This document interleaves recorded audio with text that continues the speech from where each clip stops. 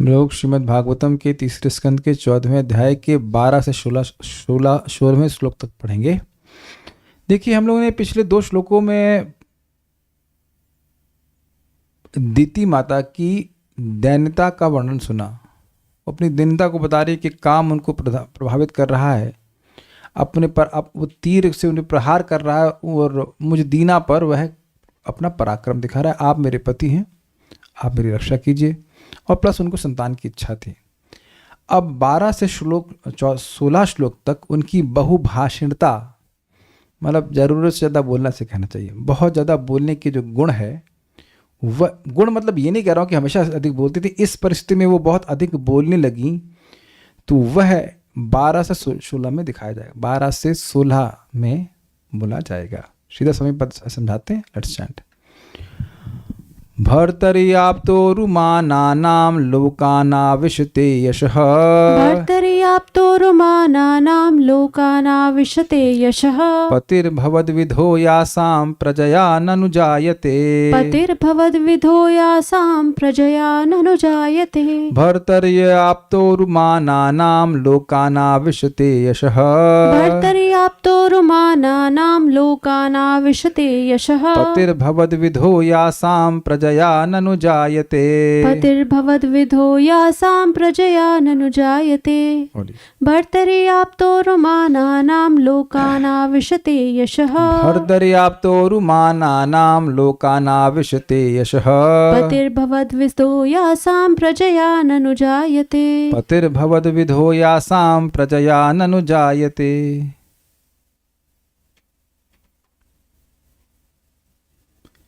एक स्त्री अपने पति के आशीर्वाद से संसार में आदर पाती है और संतानें होने से आप जैसा पति प्रसिद्धि पाएगा, क्योंकि आप जीवों के विस्तार के निमित्त ही हैं।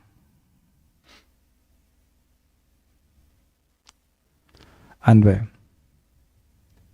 यासाम भवद्विदः पति, जिन स्त्रियों के गर्भ से आप जैसा पति, मतलब बहुत सुंदर गुण वाला पति, प्रजया जायते, पुत्र रूप में उत्पन्न होता है। ये सिद्धांत आके बताया जाए कि पति को अपनी पत्नी से ही पुत्र रूप में जन्म लेना होता है। That is very interesting. इसीलिए निम्न गुणों वाली स्त्री से शादी नहीं करनी चाहिए। मैं जाति इसलिए नहीं बोल रहा हूँ क्योंकि आजकल जाति का तो हिसाब किताब कुछ नहीं कह सकते कि कोई जरूरी नहीं कि ब्राह्मण कुल से हो तो ब्राह्मण गुणों से ही युक्त हो। मैं कोई आक्षेप नहीं कर रहा हूँ, लेकिन जो अब है बात वो बोलना ही पड़ेगा। ये बड़ी गंभीर बात है। ये आगे आप 6ठे स्कंद में अजामिल की वक्तव्य को सुनेंगे कि मैं एक वैश्या के द्वारा जन्म लिया। आप कहेंगे ये क्या बात बोल रहे हैं आप? वैश्या के द्वारा तो अजामिल जन्म नहीं लिया था, वो तो ब्राह्मण के कुल में जन्म लिया था, लेकिन उसने जो संतान उत्पन्न करी वो एक वैश्या से उत्पन्न करी थी। आपको याद हो तो ब्रह्मा जी ने मनु को कहा था कि आप अपने समान गुणों वाली संतान को उत्पन्न कीजिए। तो अपने समान उत्पन्न गुणों वाली संतान किसी निम्न गुणों वाली स्त्री से नहीं कर सकता है व्यक्ति। उस स्त्री का गुण भी उसमें आ जाएगा। जैसे आगे सुनेंगे 4थे स्कंद में आप, अंग महाराज थे, उनकी पत्नी पता नहीं कहाँ से मृत्यु की बेटी, क्या नाम था, सुनीता नाम था कुछ। आई होप कोई सुनीता यहाँ पर नहीं, जस्ट इन केस उनका नाम सुनीता था। तो वो सुनीता जो है था सुनीता वटेवर, वो मृत्यु की बेटी थी। तो अब जो भी हो, माँ का गुण भी आ जाता है बेटे में। तो वो बहुत क्रूर हुआ था, उससे उनको बहुत दुख हुआ था। आधे तो वो मतलब राज छोड़ के चले ही गए थे। तो कह रहे कि जिन स्त्रियों से आपके जैसा पति पुत्र रूप में प्रकट होता है, ये समझा कि ना पहली लाइन। फिर कहते हैं क्या, भर्तरि उरुमाना नाम, अपने पति से अत्यंत सम्मान आप अर्थात प्राप्त करने वाली। क्यों? क्योंकि बहुत सुंदर संतान उत्पन्न हुई है, इसलिए।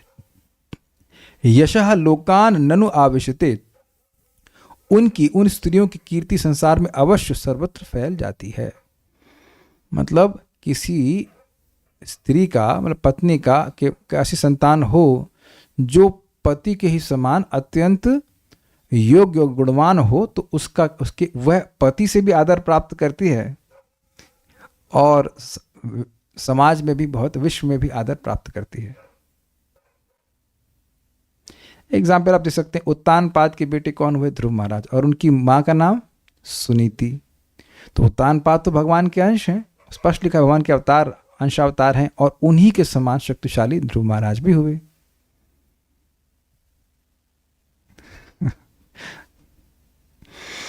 एक भक्त के लड़के 2 हुए लेकिन अच्छे नहीं निकले, नालायक हो गए। तो कहे 1 लाख का काजू खिलाया फिर भी बाहर आया। पॉइंट इसकी नहीं, ये मजाक में नहीं बोल रहे हैं हमारे मित्र, सच में वो दोनों भक्त में बड़े नकम्मे निकले, भक्ति नहीं कर रहे हैं। तो खैर उसमें केवल स्त्री का ही दोष नहीं है, पति का भी दोष है, जो भी हो, लेकिन उनके शब्द आते, 1 लाख का काजू, 1 लाख का ड्राई फ्रूट खिलाया फिर ही बाहर आया। ड्राई फ्रूट एनीहाउ, इसमें कंट्रोल तो है नहीं कि संतान कैसी होगी, क्या कर सकते हैं, कभी अच्छी निकल जाती है, कभी कोई कह तो सकता नहीं कि हमारी संतान सब अच्छी ही निकलेगी, लेकिन अब जो भी है। तो कह रहे हैं भर्तरी, भर्तरी मतलब भर्ता अर्थात पति के द्वारा आप्त उरुमाना नाम, आप्त मतलब प्राप्त, उरुमाना नाम मतलब बहुत सम्मान प्राप्त होती हैं। लोकान आविष्ट यश, और उनका यश पूरे लोक में उनको प्राप्त होता है। किन का? तो कह रहे हैं पतिर भवद विदह यासाम, जिन स्त्रियों का, जिन स्त्रियों के गर्भ से कह लीजिए आपके जैसा पति प्रजया ननु जायते, प्रजा के रूप में प्रकट होता है। ठीक है, ये बात है। अब ये बोली क्या है के लिए? देखिए, कश्यप मुनि कहते कि इस समय मैं समाधि में हूं, तुम इस संतान की इच्छा क्यों कर रही हो? तो इसको जस्टिफाई कर रहे हैं कि देखिए आपके जैसे संतान होगा तो मुझसे मेरा ये भी यश बढ़ेगा और मैं आपके द्वारा सम्मानित भी होंगी। अब देखिए थोड़ा बात समझ में नहीं आ रहा होगा कि सम्मान का पुत्र से क्या संबंध है। इसको हम छोटी सी कथा से बताएंगे। चित्रकेतु महाराज एक आगे आप कथा सुनेंगे 6ठे स्कंद में। तो वो पूरे विश्व के राजा थे, उनकी 1 करोड़ पत्नियां थी। तो प्रश्न हो कि 1 करोड़ पत्नी क्यों कर लिए? तो पहली पत्नी के संतान का प्रयास की, संतान नहीं हुई, फिर उसके बाद दूसरी किए, फिर उससे भी नहीं हुई। ऐसे करते करते 1 करोड़ पत्नियां से शादी कर लिए, फिर भी संतान नहीं हुई। तो अंगीरा ऋषि उनके घर में आते हैं और वो बड़े रो रहे होते हैं, बड़े दुखी होते हैं। तो अंगीरा ऋषि ने कहा क्या बात है? तो कह रहे संतान नहीं हो रही है। तो उन्हें कहा कि ठीक है, मैं संतान मेरे आशीर्वाद से हो जाएगी, लेकिन उसका नाम होगा हर्ष और शोक। वो हर्ष का भी कारण होगा और शोक का भी कारण होगा। तो अपने हिसाब से व्यक्ति सोचता है कि अपनी मीमांसा कर रहे थे, हाँ ठीक है लड़का होगा लेकिन शायद हमारी बात नहीं मानेगा, तो लड़का हो जाएगा इसलिए हर्ष होगा, लेकिन अब बात नहीं मानेगा तो शोक करूंगा। अपने से राजा सोच रहे थे, कहते नहीं ठीक है आप कर दीजिए। तो कालांतर में कृतद्युति जो उनकी पहली पत्नी थी, उससे उनका एक लड़का पैदा, उसका नाम था हर्षशोक। अब हुआ ये कि 1 करोड़ -1 जो भी नंबर आता होगा, उन बाकी स्त्रियों के प्रति राजा की अनमनस्कता हो गई, क्योंकि सारा सम्मान कौन प्राप्त करने लगी? कृतद्युति। तो अब उनको डाह होने लगी, डाह समझते हैं, ईर्ष्या होने लगी, और वो जली जा रही। यद्यपि वो खराब स्त्रियां नहीं थी, लेकिन क्योंकि पति से उनको नेग्लेक्ट निरंतर मिलती रही, तो इस कारण से उनका ऐसा स्वभाव बन गया और सबने मिल करके उस बच्चे को मार डाला। और उसके बाद सब हाय हाय करके रो भी रही हैं। ये अद्भुत है, खुद ही मारी हूँ। और ये अद्भुत बात है, 1 करोड़ -1 सब मिलकर की योजना बनाई और किसी को पता भी नहीं चला कि किसने मारा है। राजा की कितना स्ट्रांग गुप्तचर विभाग होता होगा। तो हम खाली बात यहाँ समझा रहे थे कि कैसे संतान नहीं होने पर पत्नी पति के द्वारा आदर नहीं पाती। आई मीन ये सब स्टैंडर्ड है, आजकल तो बहुत बार संतान नहीं भी करते हैं, that's their choice, that's all right, लेकिन जनरली ऐसा होता है। इस पर हमको बात महाराज की बड़ी अच्छी याद आ रही थी कि हम भक्तों को चित्रकेतु महाराज से सीखना चाहिए। वो कितने उत्साहित थे केवल संतान प्राप्त करने के लिए 1 करोड़ शादी कर लिए। उस क्लास में साक्षात सामने बैठ के सुना था, मैं, बड़ा अच्छा लगा था। भाई आप ही देखो कि एक पत्नी से कोई एक ऐसा तो नहीं कि एक ही बार संग करेगा संतान हो जाएगी, फिर उससे आप उसको तो क्या कहते हैं पास और फेल नहीं कर सकते। 1 करोड़ पत्नियों, पता है कैसे सारी ने व्यवस्था करी। 1 करोड़ पत्नियां स्वीकार किए, फिर भी संतान नहीं, फिर भी उत्साहित रहे, नहीं संतान चाहिए। और भक्त तो यहाँ 2-4 दिन माला करके नहीं हो रहा है, भक्ति प्राप्त नहीं हो रही है। जबकि वहाँ तो अब संभावना पता नहीं थी कि नहीं थी, लेकिन भक्ति में तो आप जो भक्ति कर रहे हो भक्ति बढ़ ही रही है, उसमें तो कोई मतलब संदेह ही नहीं है, लेकिन उत्साह रहना चाहिए। तो उम्मीद है कि श्लोक आप समझ गए होंगे। तो मैं आपसे सम्मान प्राप्त करूंगी और मेरा यश पूरे विश्व में फैलेगा। एग्जाम्पल सोचिए, आप गरुड़ जी को जानते हैं? आप जानती हैं गरुड़ जी को? गरुड़ जी की माँ का नाम जानती हैं आप? मैं भी ना जानती हूँ, नॉट एक्सपेक्टिंग, बट जो लोग शास्त्र जानते हैं वह विनिता के नाम से उनका नाम जानते हैं। तो अब वह क्यों प्रसिद्ध हुई? वो गरुड़ जी एक अकेले पुत्र हैं और गरुड़ जी की वजह से विनिता प्रसिद्ध है। ये विनीता बोलते हैं, विनिता नहीं, विनिता नाम है उनका। वैंते शब्द आता है ना गरुड़ जी के लिए नाम है। अच्छा, अर्जुन युधिष्ठिर आदि की वजह से माता कुंती नहीं प्रसिद्ध है? तो ऐसे संतान हो जो महान पिता के अनुकूल हो तो उससे माँ का भी यश फैलता है। किसी का लड़का पोलियो से ग्रसित पैदा हो जाए तो इन वो ये वो पोलियो से ग्रसित वाले की माँ है, नथिंग, नॉट पोलियो से हो गया ग्रसित, क्या कर सकते हैं? या किसी का बच्चा में मतलब बहुत ठीक नहीं हुआ तो उससे तो कोई प्रसिद्धि नहीं होती है। आप लोगों ने सुना वो हमारा नाम करेगा लड़का, तो अब तो समझ में आ रही बात कि लड़का जो है वो नाम रोशन करेगा। यस, तो वो ऐसे कृत्य करेगा कि लोग पूछेंगे तुम्हारे पिताजी का नाम क्या है, ऐसे लोग कहते हैं। तो उसी अर्थ में कह रहे हैं कि अच्छा लड़का संतान होगा, ये मेरी इच्छा जायज़ है और मेरी इस प्रकार से कोई भी स्त्री चाहेगी, ऐसा नहीं कि मैं ही चाह ही रही हूँ, कोई भी स्त्री चाहेगी कि अपने पति से सम्मान प्राप्त हो, उसका यश पूरे विश्व में फैले, तो मुझे ऐसे पुत्र की कामना करना कुछ गलत नहीं है। समझ में आ गया? श्रीधरी, जिन स्त्रियों को अपने पति से बहुत अधिक सम्मान प्राप्त होता है उन स्त्रियों का यश लोकों में फैल जाता है। पति ही पत्नी के गर्भ से पुत्र के रूप में उत्पन्न होता है। तो प्रश्न हुआ कि किन स्त्रियों को अपनी पति से सम्मान प्राप्त होता है? तो उनका जिनके गर्भ से उनके पति जैसा ही एक संतान उत्पन्न होता है। लेकिन अब देखिए, अब कुछ लोग इसमें ऑब्जेक्शन कर रहे हैं, अच्छा वो पति नालायक निकले तो जब शब्द आ गया भवद विदा, तो कौन भवद? आपके जैसा, कश्यप ऋषि जैसा। अब एक शराबी का पत्नी से शराबी पैदा हो गया तो वो क्या उसमें कि उस बेवड़े की माँ तो उसमें कौन सा यश मिलने वाला है?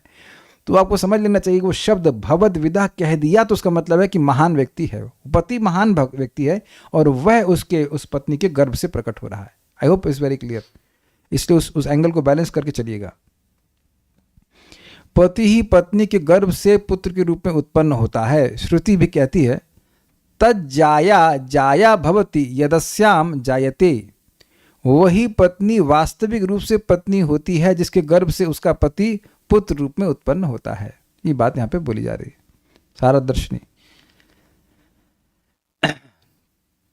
तुम्हारी कृपा से, आप तुम्हारी, ठीक है आप बोलेगा, आपकी कृपा से मैं यशस्विनी और पुत्रवती हो जाऊं ऐसा कहा गया है, इसलिए मैं ये चाहती हूं। भर्तरी का अर्थ है भर्ता यानी पति के पास से। सम्मान प्राप्त स्त्रियों का यश पुत्र रूप में लोकों में फैलता है। समझे बात? स्पष्ट हो गया कि उनके इतने महान महान पुत्र हैं। फिर कोट करते हैं तद जाया जाया भवति यदस्याम जायते पुनः। यह श्रुति वचन है कि वही पत्नी वास्तविक रूप से पत्नी होती है जिसके गर्भ से उसका पति पुत्र रूप में उत्पन्न होता है। या फिर, ये तो क्लियर है, दूसरा देखिए, या फिर यह अर्थ लिया जा सकता है कि भवत विदह अर्थात आपके समान पति केवल प्रजा या संतान के कारण ही उत्पन्न होते हैं, अतः मैं पुत्रवती क्यों ना बनूं, यही भाव है। ये क्या मतलब है? देखिए, इसका अर्थ जो मैं समझ पा रहा हूं वो ये है कि आपके जैसा व्यक्ति तभी उत्पन्न होता है जब आपके जैसा व्यक्ति अपनी पत्नी से एक संतान उत्पन्न करे। You are an exceptional breed. देखिए, ये आप लोग शायद ना समझते हो, हम लोग गौशाला में सेवा किए तो हमको पता है कि अगर सांड बहुत अच्छी नस्ल का होता है तो आगे भी जो सांड या गाय आदि आते हैं, मतलब बछिया आती है, तो वह बहुत मतलब उसकी नस्ल अच्छी, उसे कहते हैं नस्ल सुधार। आई मीन बस बहुत ग्रॉसली बोल रहा हूँ। अगर सांड ही खराब होगा तो उसके जीन्स, हाँ exactly, basically the word is genes, अगर जीन्स कहते हैं, डीएनए खराब होगा तो आगे की भी संतान भी लूली लंगड़ी या पैंगल मतलब पागले से पैदा होंगे। तो कह रहे हैं कि आपके भाई आप कैसे पैदा हुए, कश्यप जी कैसे पैदा हुए, मरीचि से पैदा हुए। तो मरीचि महान ऋषि हैं, तो मरीचि ने अपनी पत्नी से संतान उत्पन्न किया आपके जैसा। अब आपके जैसा पुत्र तभी उत्पन्न होगा जब आप संतान उत्पन्न करोगे। क्या ये कैच कर रहे हैं कि नहीं कर रहे हैं आप? बड़ी सुंदर अर्थों को लिखा था भगवद विदा, मतलब भाई मेरे द्वारा एक सुंदर संतान का जन्म तभी होगा जब आपके जैसा पति, आपका जैसा इंसान है, व्यक्ति, सपति, वो मेरे द्वारा प्रजा उत्पन्न करे, अन्यथा नहीं हो सकता। Does that make sense? भाई गाय से गाय तो आएगा, सुअर का बच्चा तो पैदा नहीं हो सकता है ना। तो अगर कोई गाय की एक सुंदर नस्ल की गाय चाहिए तो वो माता पिता दोनों ही अच्छे होने चाहिए। इसमें एक सेंस, सिंपल नहीं। तो ये बात कह रहे हैं कि इसलिए जरूरी है कि आप मेरे द्वारा संतान उत्पन्न करें, नहीं तो आपके भाई आपका कार्य क्या है? आपका कार्य है प्रजापति हैं आप, आपका कार्य है प्रजा का पालन, प्रजा को बढ़ाना। तो आप अच्छी प्रजा को बढ़ाना, तो आपके जैसे प्रजा तभी उत्पन्न होगी जब आप मेरे द्वारा संतान उत्पन्न करेंगे, क्योंकि आप भी वैसे ही उत्पन्न हुए। आपके पिताजी ने आपकी मां का मतलब गर्भधान किया, तो उसके बाद आप जैसे व्यक्ति प्रकट हुआ। देखिए ये वहां इस पर अप्लाई करना चाहिए। धर्म विरुद्ध भूतेषु कामोस भी भरतर्षभ। धर्म के अविरुद्ध जो काम है वो भगवान की अभिव्यक्ति है, क्योंकि कृष्ण भावना भावित संतान उत्पन्न होती है। ये बात है। कुछ समझ में आ रहा है बात? Is it difficult to understand?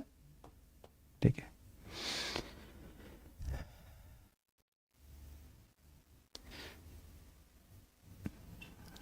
तात्पर्य, ऋषभ देव के अनुसार किसी को तब तक पिता या माता नहीं बनना चाहिए जब तक वह विश्वस्त न हो ले कि वह जिन संतानों को उत्पन्न करेगा उन्हें वह जन्म मृत्यु के बंधन से मुक्ति दिला सकेगा। अभी बड़ी कठिनाई वाली बात है, क्योंकि बहुत से लोगों की संतान हो जाएगी। अब कहेंगे ये तो लोगों को पता ही नहीं था, हम तो इलीगल संतान पैदा कर दिए। तो ठीक है, उनको प्रसाद खिलाइए। अब हम भी लोग, सभी लोग जिन लोगों से संतान के रूप में उत्पन्न हुए हैं, ऐसा तो नहीं कि माता पिता को पता ही था कि वो किस लिए संतान उत्पन्न कर रहे हैं। तो फिर भी भक्ति में आ ही गए, भक्ति तो कर ही रहे हैं। मानव जीवन ही उस भौतिक घेरे से बाहर निकलने का एकमात्र अवसर है जो जन्म मृत्यु वृद्धावस्था तथा रोग के कष्टों से पूरित है। हर व्यक्ति को अपने मनुष्य जीवन का लाभ उठाने का अवसर मिलना चाहिए, और कश्यप जैसे पिता से आशा की जाती है कि मोक्ष के प्रयोजन से वे अच्छी संतानें उत्पन्न करें। हमको एक बहुत अच्छी बात लग रही है। This one very interesting point is, देखिए हर व्यक्ति मोक्ष प्राप्त कर नहीं सकता एक ही जीवन में, दैट्स ओके, लेकिन हर किसी को मोक्ष प्राप्त करने का लाभ अवसर दिया जाना चाहिए। अब बताइए कौन ये सब सुन करके भक्ति नहीं करेगा? हमको समझ में नहीं आता। भाई 16 माला नहीं कर सकते तो कम से कम एक माला तो कोई भी कर सकता है। अग्रीड? हर दिन हम में से कोई भी व्यक्ति इतना व्यस्त नहीं कि कोई व्यक्ति एक माला भी नहीं करे। देखिए यहाँ पे हर प्रकार के भक्त हैं। बहुत सभी लोग तो मैं उम्मीद कर रहा हूँ कि 16 माला कर रहे होंगे, लेकिन मान लीजिए कोई 4 माला कर रहा है, 8 माला कर रहा है, वो भी तो आगे ही बढ़ रहा है ना मोक्ष के पथ पर। घर में सबके खाना पक ही रहा है, तो क्या जरूरी है कि प्याज लहसुन कुछ बनाया जाए? उसको रहे तो करके भगवान को अर्पण करके प्रसाद ग्रहण करिए, वो भी तपस्या है क्या? महाप्रभु जो यज्ञपति कह रहे खाईते सोईते यथा तथा नाम ले, कोई नियम नहीं बता रहे हैं। खाते सोते कैसे भी नाम उच्चारण करो, देश काल नियम नहीं सर्व सिद्धि हुए। What is the difficulty? बड़ी सुंदर बात परम पूज्य वृंदावन चंद्र महाराज समझा रहे थे कि देखिए पढ़ाई करे, शादी करे, या जो कुछ भी अपने कार्य कर रहा है उसकी मनाही नहीं है, लेकिन एकदम भक्ति छोड़ के करना ये मूर्खता है। ये सत्य बात है कि हर व्यक्ति तुरंत ही भक्ति नहीं करने लग जाएगा, लेकिन मतलब पूरे टाइम भक्ति नहीं कर सकते। एक्सेप्टेड, नौकरी करना है किसी को, हर प्रकार की इच्छाएं हैं, लेकिन इसका मतलब ये नहीं कि बिल्कुल भक्ति छोड़ दे। ये चीज ठीक नहीं है, फिर वो एकदम अपना जीवन व्यर्थ कर रहा है। ये बात this is very very nice, और ये हमारे प्रचार के लिए बहुत लाभकारी है। हम हर किसी से उम्मीद नहीं कर सकते कि सभी लोग 16 माला करने लग जाएं। आप कर रहे हैं तो आपसे उम्मीद की जा रही है लेकिन मैं बोल रहा हूँ जो नहीं कर पा रहे हैं उनसे ठीक है, ओके, लेकिन ऐसा नहीं कि खाली जाए एक भी दिन भगवान की भक्ति के बिना। कुछ भक्ति जरूर होनी चाहिए, कुछ विष्णु कृत्य होना चाहिए, तो कुछ आगे ही व्यक्ति बढ़ेगा। ये बात है, अवसर तो मिलना चाहिए। ओके,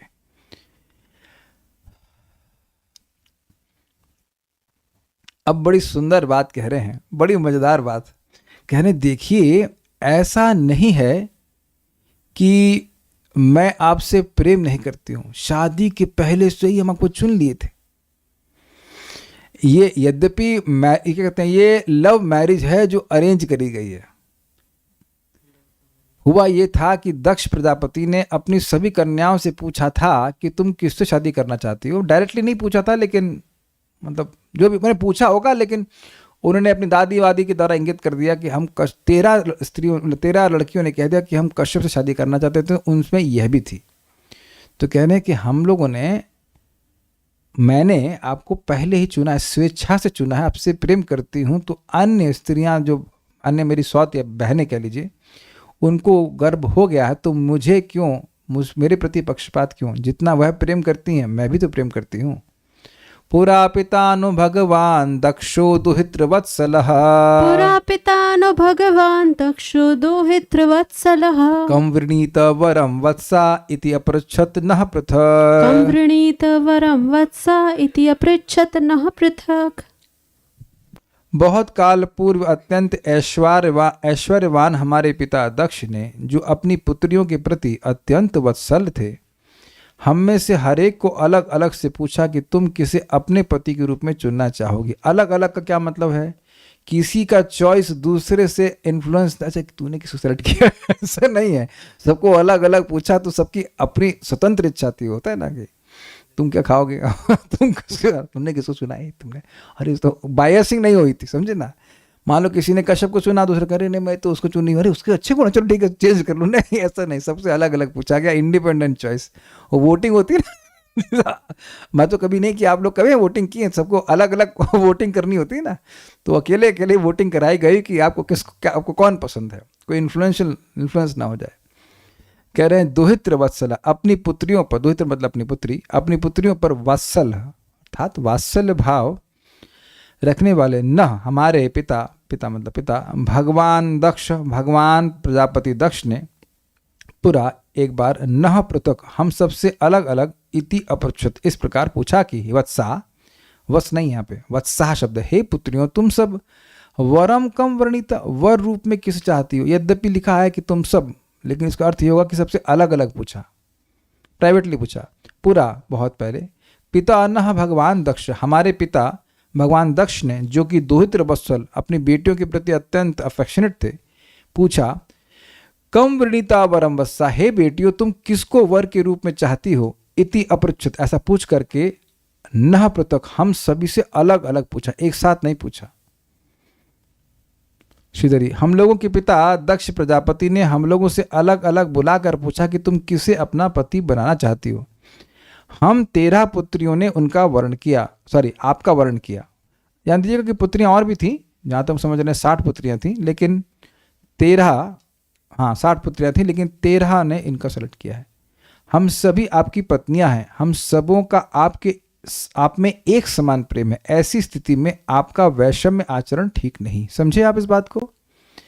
हम सभी ने आपसे प्रेम किया है, मैंने प्रेम किया, ऐसा कोई पिक्चर आई है अरे होती होगी, इस तरह की बनती रहती। तो कहने कि ऐसा नहीं है कि हमें आपसे जबरदस्ती ब्याह दिया गया है। I give an example. जैसे भीष्मदेव अपने भाई, क्या नाम था उनका, विचित्रवीर से शादी कराने के लिए 3 लड़कियों को साथ में लेके आए थे, किडनैप करके लाए थे, अंबा, अंबालिका और अंबिका। तो उसमें से एक का अफेयर चल रहा था शल्य से, if I am not wrong, शल्य से। तो वह भीष्मदेव को बोली कि हम इनसे शादी नहीं करना चाहते हैं, हम शल्य से, मतलब हमारी क्या बोलेंगे, सेटिंग है जो भी है क्या पहले से हमारा मतलब था कि हम शादी करेंगे, हमारा प्रेम था, जो भी प्रेम व्यवहार था, तो इनसे नहीं करना चाहते। तो वहाँ पे अब आप देख सकते हैं कि कौन थी वो, अंबिका थी, कौन थी भाई, अंबिका थी, अंबालिका थी, वो क्षमा करेंगे, वो नाम इतनी सिंपल है जैसे कि अंतर भी नहीं समझ में आता है। अंबिका थी और गलत हुआ तो ठीक है, अब एक बोले अम्बा बोल रही हैं तो तीनों में से कोई तो होगी। अब जो भी हो, अम्बा हो, अंबालिका, आई थिंक अम्बा होगी 100%, 100 तो नहीं थी इसमें, 100 का मतलब क्या हुआ ठीक है, अम्बा, चलिए अम्बा मान लेते हैं। तो अम्बा जो गई शल्य के पास, और शल्य ने कहा कि नहीं, तुम अब दूसरे एक पुरुष के द्वारा स्पर्श कर ली गई हो, अब हम तुमको स्वीकार नहीं कर सकते। उसके बाद वो झगड़ा करती हैं, फिर वो बहुत सारी लंबी कथा है। लेकिन पॉइंट इज कि अम्बा का मन विचित्र वीर के प्रति नहीं था, शल्य में था।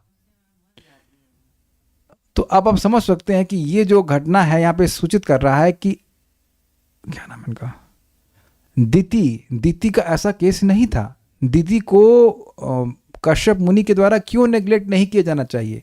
क्योंकि 13 की 13 पुत्रियों को अलग अलग बुलाया गया था, और सबने वोट किसको दिया? हमारा पति कैसा हो, कश्यप मुनि जैसा हो। समझे बात? नहीं, हमारा नहीं, मेरा, हमारा तो साथ में बोलेंगे ना, मेरा पति कैसा हो, कश्यप मुनि जैसा हो, वही सेलेक्ट करी है। तो जब सबको आपने समान रूप से, हम सब लोग आपसे बराबर से प्रेम कर रहे हैं, मैं ये भी नहीं कह रही हूँ कि अधिक कर रही हूँ, लेकिन आपको बराबर से प्रेम कर रही हूँ, और अन्य को संतान हो गई तो मुझे नहीं होना, ये तो पक्षपात हुआ ना। समझ में आ गई बात?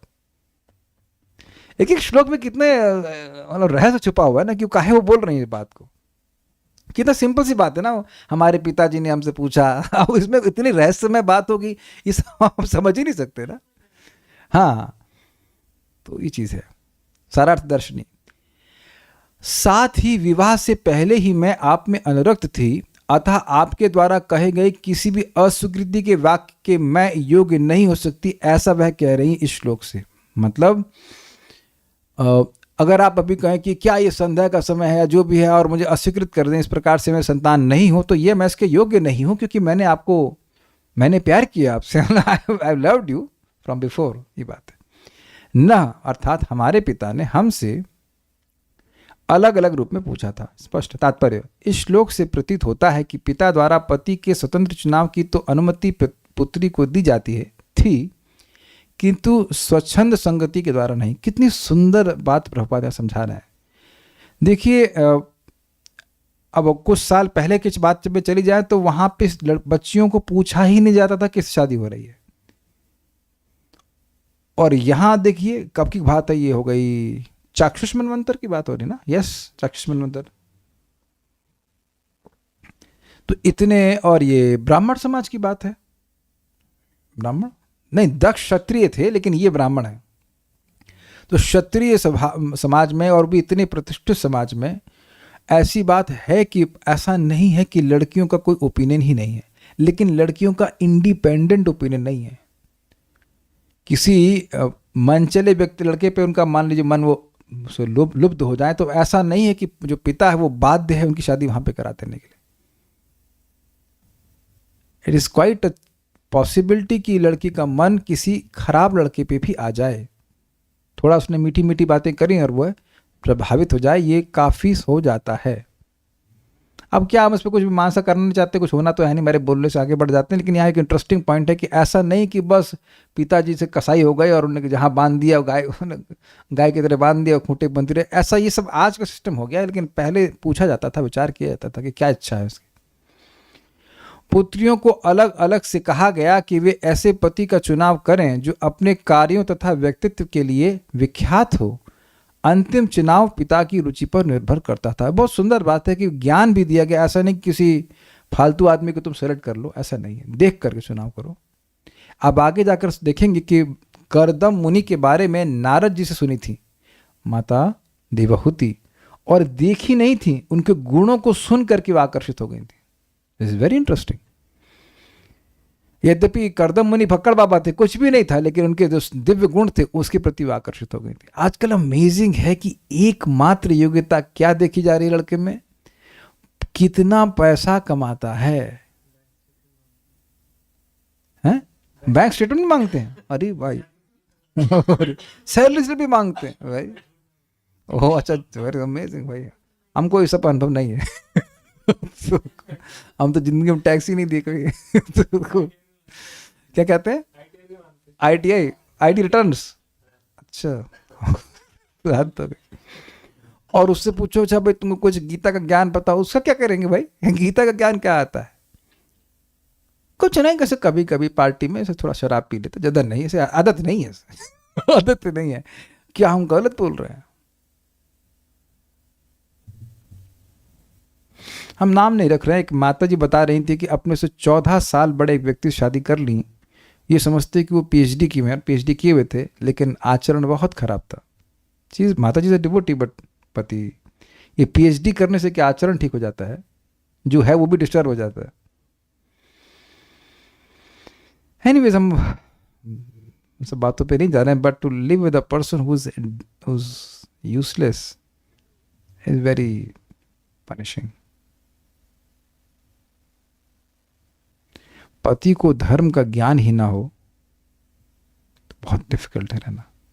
एक्चुअली किसी के संग भी हम रह रहे हो जिसको धर्म का बोध ही ना हो, वेरी डिफिकल्ट। वो केवल अपनी इंस्टिंक्ट्स के अनुसार कार्य करता है। आप जानते हैं कि ऐसा व्यक्ति असुर होता है।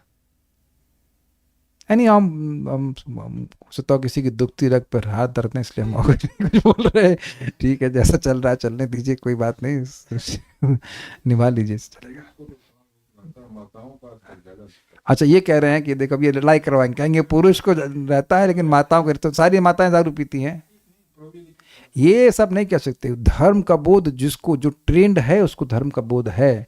महाराज स्पष्ट कह रहे हैं, बहुत सारे पुरुष जो हैं भक्ति नहीं करते हैं, और माता जी लोग भगवान को दीपक अर्पण करके हमारा पति को भक्त बना दीजिए, प्रार्थना कर करके उनको भक्त बनाती हैं। तो ये बात नहीं है। लेकिन मैंने जो कहा था, आप ध्यान दीजिए, किसी के संग भी रह रहे हैं जिसको धर्म का बोध नहीं है, वो एटलीस्ट जो लोग धार्मिक हैं उनके लिए बहुत बड़ा टॉर्चर है। अगर मान उनको कहो ये भगवान का ये सिंक है, यहाँ हाथ मत धुलो, क्यों ना धुलें? फिर एक व्यक्ति हैं, नाम नहीं रख रहे, हमारे रिश्तेदार हैं, तो अब तो भक्त बन गए। पहले वो उनके बारे में सुना था, मेरे सीनियर टू मी, तो वो भगवान का मंदिर ऊपर है, नीचे वो अलमारी में जूते रखेंगे। तो उनकी माँ मना करेंगे, ऐसा क्यों करते हो? कहते भगवान तो सब जगह है। मतलब तुम्हारे पास और कोई स्थान नहीं है जूता रखने का, वहीं रखोगे।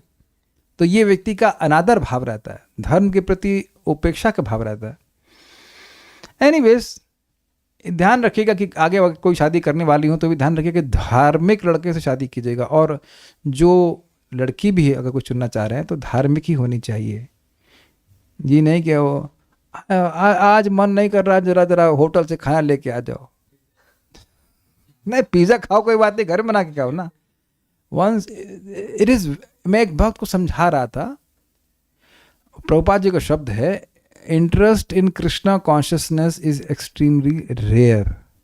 और यहाँ बात आ रही है तो हम हमारी बच्चियों को, हमारे पुत्रों को और पुत्रियों को बता दे रहे हैं कि भाई आप भक्ति में आए हो, आपका महान अकाउंट बैलेंस है पहले का, इसलिए आपको सब बहुत आसान लगता है। तो आप सोचोगे कि हम अपने किसी से भी शादी कर लेंगे और वो भी भक्ति कर लेगा आपकी तरह, तो क्रॉस मार दीजिए। अगर वो वेल विशर भी हो गया तो बहुत बड़ी बात है। हम वेल विशर हो जाए, सेक्युलर रहे ना, आपको डिस्टर्ब ना करे, ये भी बहुत बड़ी बात हो जाएगी। ऐसी स्थिति में शादी ना करिए, वो अच्छा है। लेकिन अगर अभद्र से शादी कर ली जिसको भक्ति के प्रति विरोध है, फिर आप कुछ नहीं कर सकते और कोई व्यक्ति कोई काउंसिल नहीं कर पाएगा।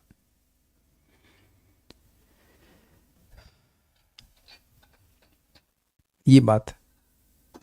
मैंने शादी के लिए मना नहीं किया, लेकिन प्रभुपाद जी के शब्द हैं, ये आप पढ़ेंगे 8वें स्कंद में गजेंद्र मोक्ष में, कह रहे हैं yes, one should Mary but not marry a Maya's representative. शादी करे लेकिन माया के प्रतिनिधि से शादी ना करे। तो बात हम आ रही है तो कुछ हमारी शिक्षा के लिए अनुरूप है। You just can't explain that. अब जैसे आज यहाँ पे वेदवादिनी से ये आचमन का चम्मच गिर गया, तो मैंने कहा चम्मच धुल दीजिए। अब अगर ये भक्त नहीं होती तो 6 प्रश्न करती, चम्मच क्यों धुली, जमीन पे तो गिरा है, जमीन पे गिरने से क्या पवित्र हो जाएगी? तो इन्हें कुछ नहीं कहा, धार्मिक है, भक्त हैं, जा करके धुल कर गिला दी। Is it not? जो धार्मिक व्यक्ति, उसको ज्यादा समझाने की जरूरत नहीं होती, ये धर्म के अनुसार है, कर लो भाई, खत्म हो गई बात। मैं फिर रिपीट कर रहा हूं, interest in Krishna consciousness is extremely rare. आप सभी लोग अत्यंत रेयर स्पीशीज में हैं, नेक्स्ट टू एक्सटेंट। तो फूंक फूंक फूंक करके कदम रखिएगा इस मामले में, क्योंकि उस व्यक्ति के संग आपको निरंतर रहना है। और अगर वो भक्त नहीं है, then you are going in very danger waters.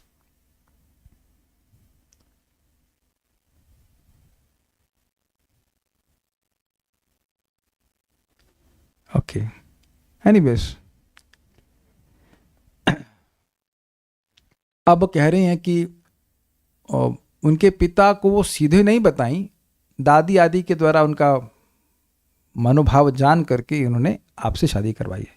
सविदित्वात्मजानाम्नो भावं संतान भावनः, सविदित्वात्मजानाम्नो भावं संतान भावनः, त्रयोदशाददात्तासां यास्ते शीलमनुव्रताः, त्रयोदशाददात्तासां यास्ते शीलमनुव्रतः, सविदित्वात्मजानाम्नो भावं संतान भावनः, सविदित्वात्मजानाम्नो भावं संतान भावनः, त्रयोदशाददात्तासां यास्ते शीलमनुव्रताः, त्रयोदशाददात्तासां यास्ते शीलमनुव्रतः। हमारे शुभाकांक्षी पिता दक्ष ने हमारे मनोभावों को जानकर अपनी 13 कन्याएं आपको समर्पित कर दी और तब से हम सभी आपकी आज्ञाकारिणी रही हैं। तो एक दो तीन बात समझिए। तो एक प्रश्न का कि एक पुरुष इतनी स्त्रियों की शादी कर सकता है? आप देख रहे हैं कर सकता है, लेकिन उसका सभी पत्नियों के प्रति समभाव होना चाहिए, ये पॉइंट है। ऐसा नहीं कि किसी एक स्त्री को वह विशेष ध्यान दे और अन्यों के प्रति नेग्लेक्टफुल हो जाए। एक बात तो ये है। और दूसरी बड़ी इंटरेस्टिंग बात है वो कि हमारे पिता हमारे शुभाकांक्षी थे। ऐसा नहीं है कि बेटी को बोझ मान रहे थे। पहले बोल दिया कि बेटी दुहित्र वत्सल, अपने बच्चियों को बहुत प्रेम करते थे, इसलिए एक योग्य व्यक्ति से वह शादी कराए। ये बात है। संतान भावना, अपनी संतान के हितैषी दक्ष प्रजापति, भावना मतलब हितैषी, नह आत्मजानाम, हम पुत्रियों के भावम मतलब भावों को विदित्व जानकर। तो यहाँ भावों को जानकर मतलब स्वाभाविक बात है कि लज्जा के कारण लड़कियां स्वयं नहीं बोलेंगी कि I want Kashyap, I like Kashyap, ऐसा नहीं बोली। वो अपनी दादी आदि की तरह इंगित कर दी कि हम इनसे शादी करना चाहते हैं। सह, उन्होंने यानी कि दक्ष ने, तासाम या उसमें से जो, ते शीलम आपके गुण और स्वभाव के अनुव्रता अनुरूप थी, उन त्रयोदशा अददात 13 कन्याओं का आपसे विवाह किया था। श्लोक देखिए। सविदत्व आत्मजानाम नः, स मतलब वह दक्ष, आत्मजानाम अपनी बेटियों के भावम विदित्वा, नः मतलब अपनी हम उनकी बेटियों के, नह मतलब हम जो उनकी बेटियां हैं उनके भाव को जानकर। कैसे भाव जाने? अपनी उनकी दादी आदि से। कैसे दक्ष? संतान भावना, जो अपने संतान के हितैषी थे। उन्होंने त्रयोदश अददात मतलब हम 13 बहनों को दिया, तासाम यास्ते शीलम अनुव्रता, जो आपके समान गुण वाली थी। 60 कन्याएं थीं दक्ष की, और उसमें से 13 ने कश्यप को चुना। और ये देख ली कि कश्यप के ही गुण और गुण के अनुरूप हैं, स्वभाव वाली हैं, तो इसलिए उनको वहाँ पे शादी करी। देखिए बहुत गंभीर बात है, इसको फिर लोग निगलेक्ट करते हैं। अब जानते हैं, पता नहीं आप लोग कहेंगे हमें विश्वास है कि नहीं, लेकिन देखिए शादी के पहले भी वो जो पत्री मैच की जाती है वो बहुत महत्वपूर्ण होता है। अगर गुण नहीं मैच करते हैं तो आगे बहुत प्रॉब्लम होता है। केवल इन्फैचुएशन में जो शादियां होती हैं बाद में वो बहुत जल्दी ब्रेक भी हो जाती हैं। वो इन्फैचुएशन बहुत जल्दी समाप्त हो जाता है, because it's a institution of based on service. पति और पत्नी दोनों ही भगवान को केंद्र में रखकर आगे बढ़ते हैं। तो अगर गुण नहीं मैच करता है तो बहुत कठिनाई होती है। तो देखिए यहाँ पे कितने समय से ये सब बातें चलती आ रही हैं, चक्षु मनवंतर से, और पहले से भी चलती आ रही हैं। आगे भी आप देखेंगे कि कर्दम ऋषि की भी 9 पुत्रियां होंगी, तो वह 9 ऋषियों से उनकी शादी करते हैं। सबके अलग अलग गुण हैं, उसके अनुसार होता है। Very important. आपके और मेरे विश्वास नहीं करने से बात सब कुछ झूठ नहीं हो जाती है। सारा दर्शने नह भावम, अर्थात लज्जा के कारण आपका नाम सीधे न लेते हुए भी हमारे संकेतों के माध्यम से किसी अन्य के द्वारा हमारा मनोभाव तुरंत जान लिया, इसका यही अर्थ है। स्पष्ट है? हमारे भाव को समझ गए? ओके। भाव का मतलब ही होता है कि हृदय की इच्छा, जरूरी नहीं कि वह व्यक्त किया जाए। समझ रहे हैं ना बात? मतलब भाव किस भाव से कुछ कह रहा है, तो जरूरी नहीं कि वो बोला जाए, तो भाव तो मन में हो रहता है ना। हमारा आदर भाव है, तो भाव तो मन में रहता है कि नहीं रहता। तो वो हमारे भाव को समझ लिए। हम लोग कहते हैं हम तुम्हारी इच्छा को भांपते हैं, तो वो भांप गए किस तरह से, अन्य लोग से जान करके इनका ये भाव है, ये इच्छा है। तासाम अर्थात उन कन्याओं में से 13 कन्याओं को ही आपके हाथों सौंपा गया। आपके द्वारा उन 13 कन्याओं में मैं अकेली पुत्रवती क्यों रहूं, यह भेदभाव तो उचित नहीं है। यही भावार्थ है। ये भी स्पष्ट समझ में आ गया। हम जब आपके आज्ञाकारी नहीं रही हैं, हम सभी का गुण आपके बराबर है, मतलब सॉरी बराबर नहीं, आपके अनुसार है, स्वभाव आपके अनुसार है, तो उस सबको संतान हो गया, हमें क्यों छोड़ दिया। ये भी समझ में नहीं आ रहा थी क्यों उनको संतान नहीं हुई थी। I mean not clear, but जो भी है, क्योंकि स्पेशल संतान होनी थी। हिरणाक्ष, हिरण्यकशिपु, प्रॉब्ली भगवान ने उनको इसलिए चुना था। So what can you say? She has been handpicked for Hiranaksha and Hiranyakashipu. तात्पर्य, वैसे बुरा लगेगा ना किसी की माता को कहें आपके बेटे का नाम क्या है, हिरणाक्ष, दूसरा हिरण्यकशिपु। काफी इंटरेस्टिंग। तात्पर्य, सामान्यतया कन्याएं अपने पिता के समक्ष अपना मत व्यक्त करने में सकुचाती थीं, किंतु पिता पुत्रियों के मनोभाव को अन्य किसी के माध्यम से यथा दादी के माध्यम से, जिसके साथ पौत्रियों की सीधी पहुंच होती थी, स्वीकार कर लेता था। राजा दक्ष ने अपनी पुत्रियों का मत जाना और इस तरह 13 को कश्यप को प्रदान कर दिया। दीति की हर बहन बच्चों की माता थी, अतएव वह संतानहीन क्यों बनी रहे, जबकि वह उसी पति के प्रति समान रूप से आज्ञाकारिणी थी।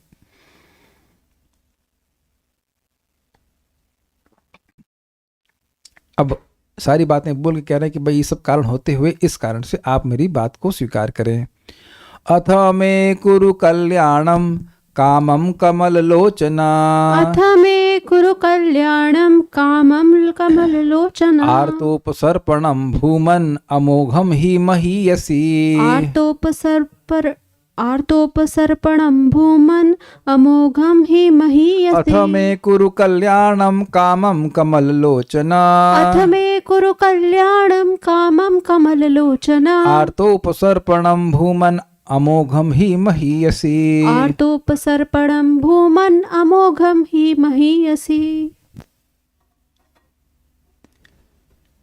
हे कमल लोचन, कौन कमल लोचन?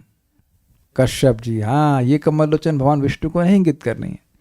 कृपया मेरी इच्छा पूरी करके मुझे आशीर्वाद दें। जब क्यों दूं, तो कह रहे हैं जब कोई त्रस्त होकर किसी महापुरुष के पास पहुंचता है तो उसकी याचना कभी भी व्यर्थ नहीं होनी चाहिए। आप महान हो, मैं त्रस्त होकर के आपके पास आई हूं, तो मेरा जो याचना है वो व्यर्थ नहीं जानी चाहिए। अतः मतलब अतः का मतलब सारे रीजन आप ले लेना। मैं दीन हूँ, मैं पुत्र प्राप्ति करूंगी तो आपसे सम्मान प्राप्त करूंगी, इत्यादि इत्यादि जो भी उन्हें रीजन बताएं। कल्याण, हे मंगल मूर्ते, कमल लोचन, ये सारे विशेषण हैं कश्यप ऋषि के। हे कमल नयन, आप मैं कामम कुरु, मेरी कामना को पूर्ण करें। क्यों ही मतलब क्योंकि भूमन, हे महत्तम, हे महान, महीयसी आर्थ उपसर्पणम, महान पुरुषों के पास दुखियों का आना, उपसर्पण मतलब चलना, आना, अमोघम निष्फल नहीं होता। मतलब महान व्यक्ति का स्वभाव है कि उसकी शरण में कोई दीन व्यक्ति आता है और उसका सामर्थ्य है उसके दुख को दूर करने के लिए, तो वो आगे बढ़ करके उनके दुख को दूर करता है, और आप ऐसे हैं। अथा मैं कुरु कल्याणम, इसलिए आप मेरा कल्याण कीजिए, या कल्याण स्वरूप आप हैं। कामम कमल लोचन, हे कमल लोचन, मेरे काम को पूरा करिए। क्यों? आर्तो उपसर्पणम भूमन, जो आर्थ हैं, हे भूमन अर्थात हे महान, जो आर्थ हैं वह अगर किसी महान व्यक्ति के पास आते हैं तो अमोघम ही महीयसी, महान व्यक्तियों के द्वारा उनकी इच्छा को व्यर्थ नहीं जाने दिया जाता है। अमोघम मतलब व्यर्थ नहीं जाना। श्रीधरी, महीसी अर्थात आप जैसे महान पुरुष के पास दीन जनों का आना मोघम अर्थात विफल नहीं ही होता, अतएव आप मेरी इच्छा पूरी करें। कुछ सारदर्शनी बाद में चिपका, हाँ ठीक है, सारदर्शनी। अब बड़ी सुंदर बात कहते हैं, तुम कहती हो कि शील में तुम मेरे अनुसार हो, है ना, लेकिन देखो कितना गलत काम कर रही हो। जब तुम अपने रमण हेतु संध्या काल में मेरी समाधि भंग करने का प्रयास कर रही हो, तो ये कैसे कह सकती हो कि तुम मेरे समान शील गुण वाली हो? काफी इंटरेस्टिंग है ना। मैं तो समाधि में हूं और तुम काम अपनी इच्छा लेकर के आई हो। ये शील स्वभाव है, हम तो तुम्हारे पास नहीं आए इस इच्छा से। तो कह रहे हैं कि क्या करूं, मैं आर्त हूं, इसलिए आर्तोपसर्पणम, अर्थात क्योंकि मैं व्यथित हूं एवं इसी कारण से मैं आपके पास आई हूं। मतलब ऐसे तो मैं आपके स्वभाव वाली हूं, लेकिन ये एक इमरजेंसी सिचुएशन आ गई है। जब मैं इस समय ऐसे संकट में हूं तो मुझे क्या ही करना चाहिए, मैं क्या कर सकती हूं। और आप तो शास्त्र को जानने वाले हैं, शास्त्र को जानने वाले आप जो परम दयालु हैं, जानते हैं कि शास्त्र में कहा गया कि दुखित व्यक्ति के दुख शमन में विलंब नहीं करना चाहिए। तो इस प्रकार से व्यक्ति जब देखा जाता, जब उसकी कुछ इंद्रिय तृप्ति की इच्छा होती है तो शास्त्र को भी समेट लेता है उसमें कि हाँ ऐसा करना चाहिए, ऐसा करना चाहिए। ठीक।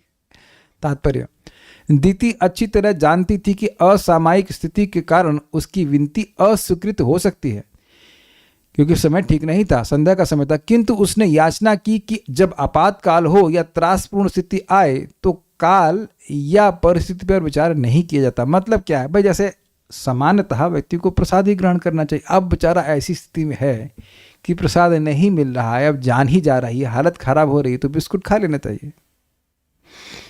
मतलब एग्जाम्पल, मैं बिस्कुट खाने के लिए नहीं बोल रहा, एग्जाम्पल दे रहा हूँ कि कुछ नहीं मिल रहा है, आदमी परेशान हो रहा है, आई मीन से बिस्कुट है या जो भी आपको मतलब है वो जिसको आप फल मिला या कुछ भगवान को अर्पण कर सकें। I have nothing against. वैसे मैं अपना एग्जाम्पल दे रहा हूँ, अभी मैं था यहाँ पे सर्जरी डिपार्टमेंट में था, मतलब सर्जरी हो रही थी, तो वहाँ कहाँ कुकिंग होगी और कुछ हम अच्छे दाल चावल भी नहीं खा सकते। उन्होंने कहा बिस्कुट खाओ, तो बिस्कुट तो कर्मी लोग बनाते हैं, है कि नहीं। तो क्या करेंगे, जब डॉक्टर बोल रहा है इस समय आपकी ऐसी स्थिति है तो कर सकते हैं। तो अब हर दिन तो हम सर्जरी में नहीं रहते हैं ना, तो वो वाली बात है। तो वहाँ ऐसा सुना गया है कि विश्वामित्र एक बार कुत्ता भी खाए थे। बताइए, ब्राह्मण है, ब्रह्मर्षि है, लेकिन ऐसी आपातकाल स्थिति में पहुंच गए कि प्राण पे संकट आ गया। मुझे याद है, आज भी याद, 2015 की बात थी और हम लोगों को मायापुर से चलना था, तो हम लोग कहे प्रसाद बनवा लो। नहीं, कह रहे कुछ नहीं, प्रसाद फल खा के रह लेंगे। अरे भाई अब ट्रेन में लगी भूख, कस के बहुत कस के भूख, हालत खराब हो गई। अरे भाई हालत खराब। तो जिस घर में हम रह रहे हैं, वो मकान मालिक भी थे वहाँ पे साथ में उस समय, तो वो भी थे, उनका शायद लड़का था, नहीं वो थे, हाँ वो थे, उनकी पत्नी थी, दो बड़े दयालु। हम सब लोग ब्रह्मचारी लोग थे, वह पेट पकड़ के सब परेशान, भूख लग रही। तो गए पेंट्री कार में, पराठे बनवाए, फिर उन्हीं लोगों से बनवाए, पराठे बनवाए, भगवान को अर्पण करवाया, फिर हम लोग खिलाए, हम लोग सब खाए। तो क्या कर सकते हैं, इमरजेंसी सिचुएशन। वहाँ बहुत डीलर बन रहे थे, फल खा के रह लें। हालत खराब हो गई। 2015 में I was much younger than now, is it not. Last पायपुर यात्रा। सो अब एक इमरजेंसी सिचुएशन की बात अलग है, लेकिन अब रोज तो आप ऐसे नहीं पेंट्री कार में पराठे छनवाएंगे ना। तो कह रहे हैं कि ये एक विशेष परिस्थिति है, मैं बहुत आर्त हूं, तो मेरा दुख का शमन होना चाहिए।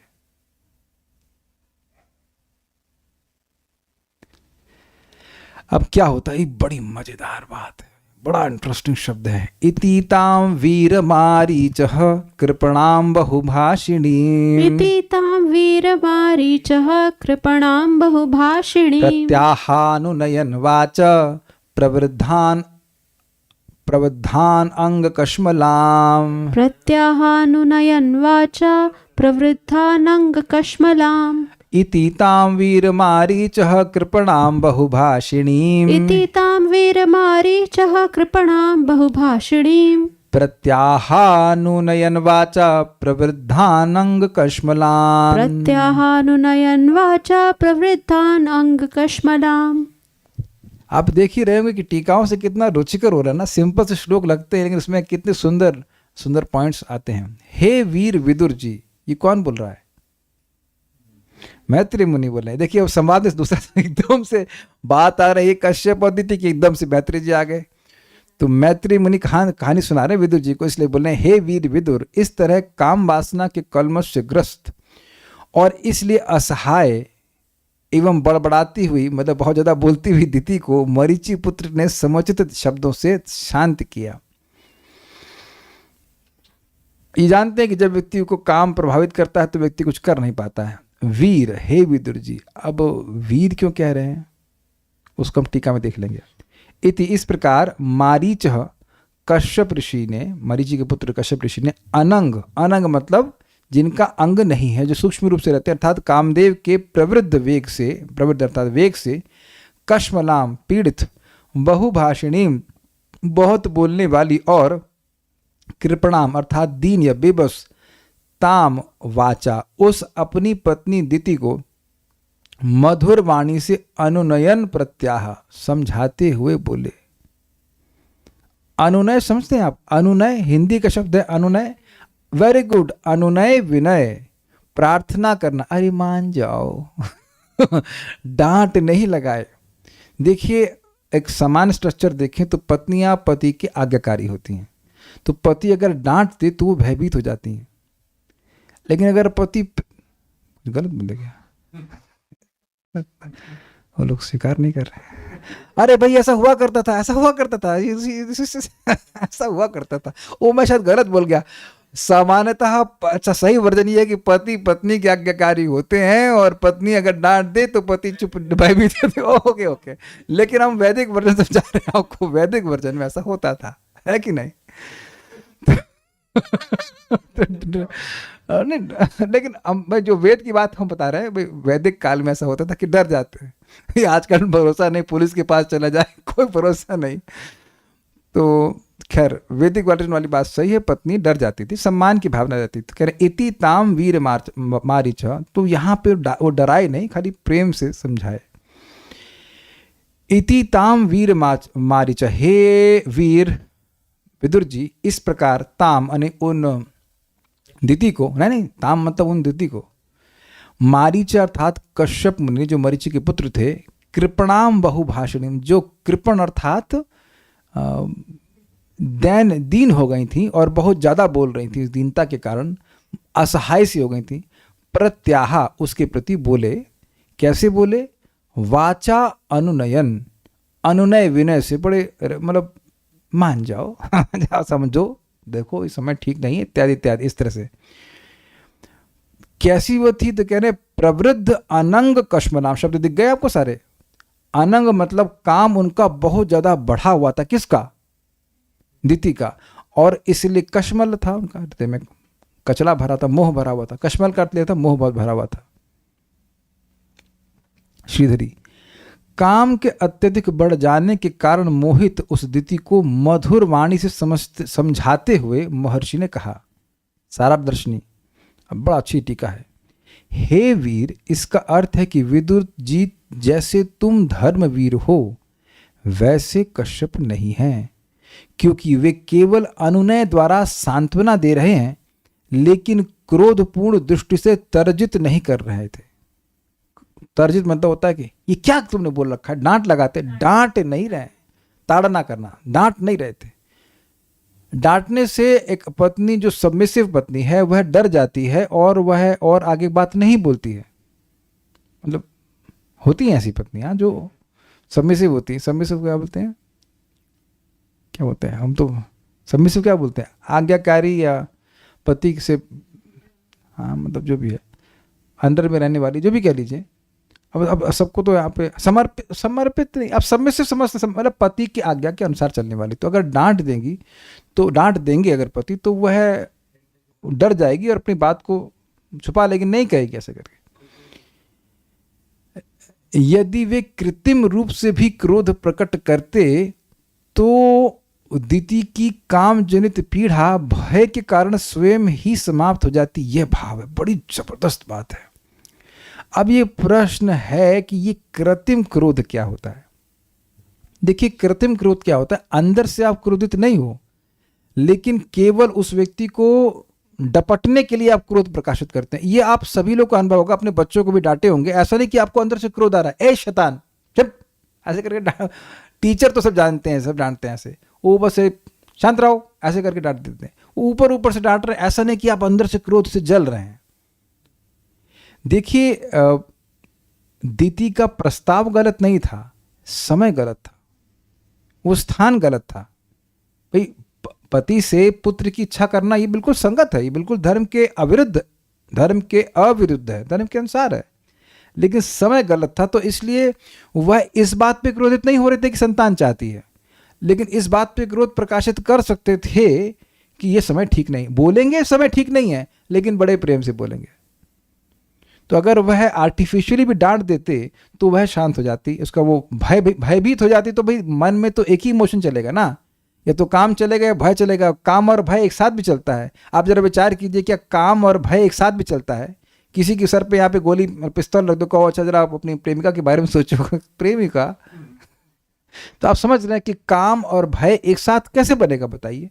तो अगर भयभीत हो जाती, अगर वो भयभीत कर भी देते, आर्टिफिशियल क्लोथ से भी तो उसका काम चला जाता, लेकिन वह इस प्रकार से अपने को, एटलीस्ट इस प्रसंग सब समझ रहे हैं, अपने को संयमित करने में समर्थ नहीं थे।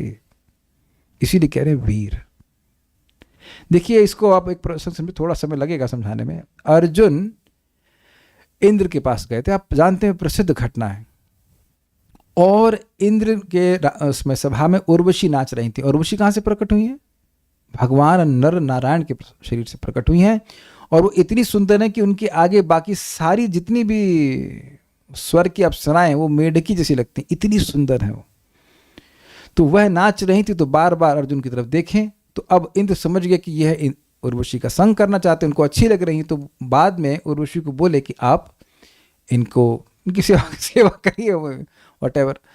तो उर्वशी उनके पास एकांत स्थान में गई और उन्हें प्रस्ताव भी रखा, और अर्जुन ने मना कर दिया। तो वो बोले कि, तो क्रोधित हुई और बोले कि वहाँ तो आप बहुत देख रहे थे मेरी तरफ से, कह रहे थे मैं आपको बस अपनी माँ के रूप में ही देख रहा था, क्योंकि उर्वशी की शादी ययाति महाराज से हुई थी।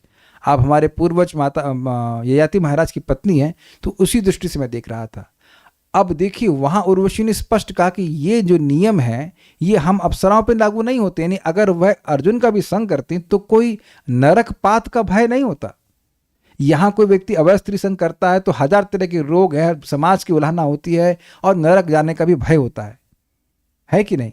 लेकिन वहाँ ऐसा कोई भय नहीं था। भाई इंद्र देवता स्वयं बोल रहे हैं ना, तो पाप का तो कोई मतलब ही नहीं होता। फिर भी उनकी वीरता, धर्म परायणता, ये देखिए कि वह शापित होने के बाद भी, ऋषि ने शाप दिया था, यार शाप के बारे में तो वो नहीं सोच रहे थे। पॉइंट इज दैट कि उस समय कोई उनकी तरफ से कोई प्रतिबंध नहीं होने वाला था, फिर भी वह अपनी इंद्रियों को संयम रखे। तो ये वीरता है। हम पहले भी सुन चुके हैं, जो इंद्रियों को संयमित करता है उसको वीर कहा जाता है। बहुत अच्छी बात यहाँ पे सीखने को मिल रही है। तो कश्यप नहीं रोक पाए अपने आप को। अगर मान लीजिए कश्यप वहां से उठकर चल दिए होते तो हिरणाक्ष हिरण्यकश्यप नहीं पैदा होते ना। तो लेकिन वह भी तो अपने को नहीं कंट्रोल कर पाए ना।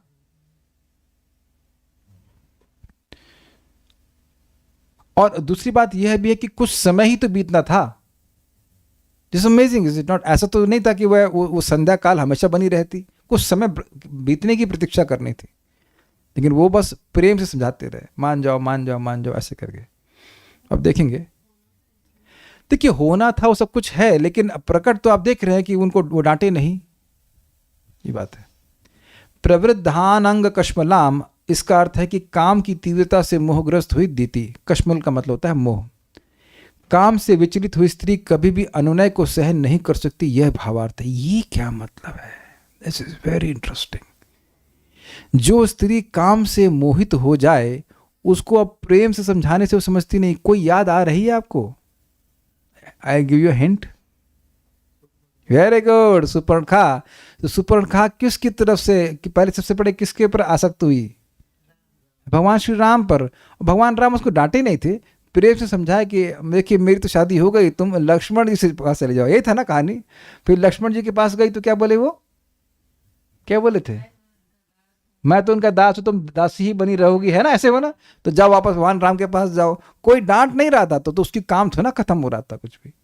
बाद में क्या होता है, वो कहते हैं कि जब तक ये, हाँ, फिर उसके बाद वो कहती है कि जब तक ये सीता रहेगी तो ये शादी नहीं करेंगे, ऐसा करके था। तो वो फिर राक्षसी का रूप लेके आती है ना सीता को मारने के लिए, तब उसकी नाक काट देते हैं।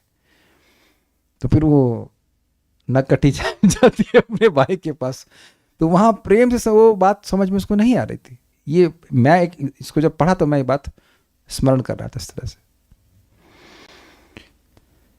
तात्पर्य, जब कोई पुरुष या स्त्री कामवासना से ग्रस्त होता है तो उसे पापपूर्ण कल्मश कहा जाता है। कश्यप अपने आध्यात्मिक कार्यों में संलग्न थे तो भी उनमें इतनी शक्ति न थी कि वे अपनी पत्नी को मना कर सकते जो इस तरह पीड़ित थी। वे कठोर शब्दों में अपनी असमर्थता व्यक्त करते हुए इनकार कर सकते थे, किंतु वे विदुर की तरह आध्यात्मिक रूप से बलवान नहीं थे। बिल्कुल स्पष्ट हो रहा है। दिस इज अमेजिंग, नहीं? विदुर को यहाँ वीर कहकर संबोधित किया गया है क्योंकि भगवत भक्त की अपेक्षा आत्म संयम में कोई भी अधिक बलवान नहीं होता। कारण क्या है? कारण ये है कि जो भगवान की भक्ति में आगे बढ़ा रहता है उसको स्वाभाविक ही इंद्रिय तृप्ति से अरुचि हो जाती है। ऐसा नहीं है कि व्यक्ति अपने को रोक रहा है। देखिए, ये बात समझ लीजिए, आज तक जो कोई भी व्यक्ति केवल अपनी इंद्रियों को रोकने का प्रयास किया है वो क्या हुआ है? वह असफल हुआ है। एग्जाम्पल विश्वामित्र, 60,000 साल तक ऐसे रोकने का प्रयास किए, नहीं संभव है। परम दृष्टवा निवर्तते, क्योंकि हृदय में अभी भी इंद्रिय तृप्ति की इच्छा है, इंद्रियों को रोका हुआ है, त्यागा हुआ है भोगों को। विषया विनिवर्तन्ते निराहार देहिना रसवर्जम रसप्यस्या परम दृष्टवा निवर्तते। जिस व्यक्ति की चेतना भगवान में स्थित है उसका लक्षण क्या है कि न सिर्फ वह भोगों को त्यागा हुआ है, उसका रस भी चला गया वहां से, टेस्ट है ऑल्सो गॉन। ये बात आप लोगों को भगवान की कथा और भगवान के नाम पे बहुत विश्वास दिलाएगी। देखिए, विचार कीजिए, आपके हृदय से विश्वास, सच बताना, क्या कोई एक भौतिक इच्छा गई है? करें, कोई भी नहीं गई, तो काहे भक्ति कर रहा है? तो अगर एक भी भौतिक इच्छा गई, निकल गई है, कितने लोग चाय पीते जरा बताइए? और सारे चाय पी रहे हैं। राधा रमन प्रभु चाय पी रहे। अरे मैं कह रहा हूं चाय पीते कौन है भाई? नहीं पीते हैं, समझ नहीं पाए मेरा प्रश्न। कितने लोग चाय पीते थे, नहीं पूछ रहा हूं, पीते हैं, तो आप देख रहे हैं कि कोई नहीं पीता है। अब एक बात समझ लीजिए, अगर आज प्रलय हो जाती और अब दोबारा जब प्रलय होती तो हमारे हृदय में चाय की वासना होती क्यों नहीं? सबके हृदय में चाय की वासना है, इच्छा है। सर्वस्व चायम हृदय सन्निविष्ट है ना? यानी कि प्रलय की अग्नि की शक्ति नहीं है कि हमारे हृदय से चाय की इच्छा भी समाप्त कर दे। और देखिए, भगवान के नाम और कथा ने समाप्त कर दी। तो कितना शक्तिशाली है। तो अगर ऐसे करते, तो हमको पूरा जीवन तो भी दिए भी नहीं है, अगर पूरा जीवन भगवान की कथा श्रवण में लगेगा, जप में लगेगा, तो कितना शुद्धिकरण हो जाएगा। बहुत पावरफुल प्रोसेस है। इसीलिए तो अब देखिए, चैतन्य चरितामृत में कितनी अद्भुत बात है। हरिदास ठाकुर जी अकेले थे और लक्का हीरा ने प्रपोज किया, कुछ नहीं। और वो तो चलो कुछ भी नहीं, वो तो एक जगत की स्त्री है। माया देवी स्वयं ऐसा रूप लेके आई और माया देवी कहती कि मैंने ब्रह्मा तक का मन हर लिया था, लेकिन तुम्हारे मन को बिल्कुल नहीं हर पाई। वहां उदाहरण दिया है अरण्य रोदन। जैसे इस समय कोई वन में चिल्ला रहा हो तो आपको डिस्टर्ब तो नहीं कर सकता ना, किसी को नहीं कर सकता। तो माया के जो भी भाव भंगिमा थी, हाव भाव थे, वे हरिदास ठाकुर जी को क्यों नहीं आकर्षित कर पाए? बिकॉज उनका मन पूरी तरह से भगवान के द्वारा आकर्षित था। तो ये बात ध्यान रखना चाहिए। कभी पहली बात तो अहंकार नहीं करना चाहिए कि हम अपनी इंद्रियों को सीमित कर सकते हैं। जो कुछ भी कर रहे हैं वो भगवान की कृपा से हो रहा है, और अंततो गत्वा पूर्णतः भगवान के ही पर हमें निर्भर हैं कि वे इंद्रियों की वृत्तियों को अपनी तरफ खींचेंगे। और इसीलिए विचारण हरे कृष्णा कृष्ण कृष्ण हरे हरे, हरे राम राम राम हरे हरे। तो अब बात यहाँ पे आ रही वापस। ऐसा प्रतीत होता है कि कश्यप पहले से अपनी पत्नी के साथ संभोग आनंद के लिए उन्मुख थे, और चूंकि वे दृढ़ व्यक्ति नहीं थे, अतएव उन्होंने केवल सांत्वनाप्रद शब्दों से उसे विरत करने का प्रयास किया। तो अब किन शब्दों से विरत करने का प्रयास किया वह हम भगवान ने चाहा तो कल सुनेंगे। और कोई प्रश्न यहाँ पे नहीं है, so will stop now. Thank you so much. Shrimad Bhagavatam की जय, श्रील प्रभुपाद की जय, निताई गौर प्रेमानंदे।